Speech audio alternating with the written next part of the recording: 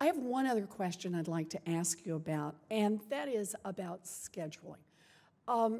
Unpredictable and last-minute scheduling is a very serious problem for a lot of low-income and part-time workers. Many of these workers want a full-time job with stable hours, but many jobs today, particularly in service and retail industries, are part-time, or if they are full-time, they're often on shifting schedules. Now, when work schedules are more stable and more predictable, families experience greater economic security. They're better able to plan for child care and for other family obligations.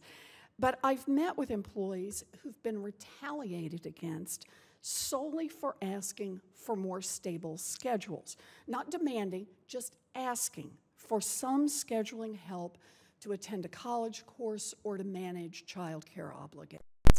So I am pleased to have joined Chairman Harkin in introducing the Schedules That Work Act. This is a bill that would guarantee that all employees could request certain times scheduling free of retaliation. It would also discourage last-minute scheduling while still giving employers flexibility to make changes based on their business needs. So what I wanted to ask you is, I understand that it is Congress's job to write the laws and the NLRB's job to enforce the rules.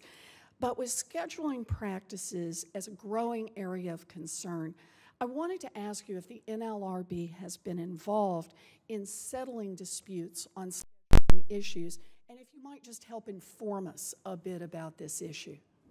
Sure, thank you for the question.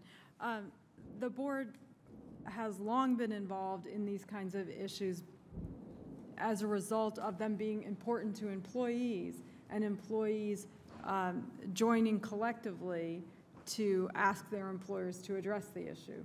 So it is clearly, scheduling is a critical aspect of an employee's terms and conditions of employment, and the National Labor Relations Act gives employees the right, either through a collective bargaining representative if the employees choose that vehicle for expressing their collective action, or just through protected concerted activity, to raise concerns about terms and conditions of employment. So the Act does in fact give a way for employees to express those concerns, share them with employees in a manner that's protected.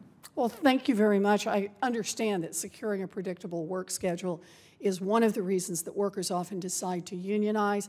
I hope to continue to work with Senator Harkin to advance our bill so that some flexibility and some sensibleness is appropriate and available to all workers in the case of trying to make reasonable schedules.